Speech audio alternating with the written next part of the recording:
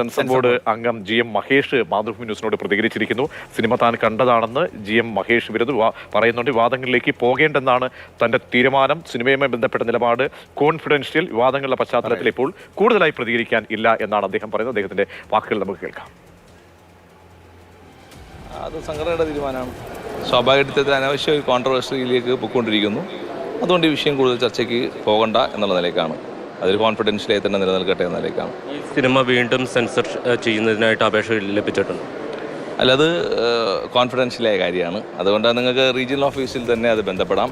ഈ കാര്യത്തെക്കുറിച്ച് ഒരു വാർത്തയും പുറത്ത് ചർച്ച ചെയ്യപ്പെടുന്നില്ല ഇപ്പോൾ. കാരണം കൂടുതൽ വിവാദങ്ങളിലേക്ക് ഇത് പൊതുസമൂഹം ചർച്ച ചെയ്യുകയാണ്. അതിൻ്റെ ആ സിനിമയുമായി ബന്ധപ്പെട്ട കാര്യങ്ങൾ. അതുകൊണ്ടാണ് പറഞ്ഞത്, ഇത് വളരെ കോൺഫിഡൻഷ്യൽ ആയിട്ടുള്ള കാര്യമാണല്ലോ.